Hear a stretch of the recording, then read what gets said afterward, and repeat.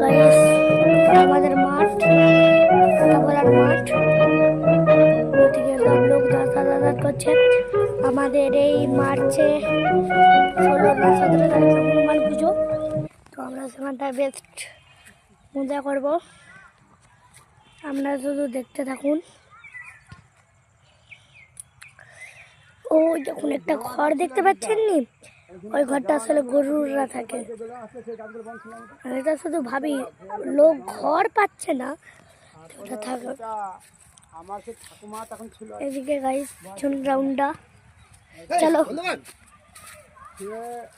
গরু বাঁধছিল বা গায়ে বাছুর আছে, গল্প শোনাচ্ছে, ঠাকুরের গল্প শুন।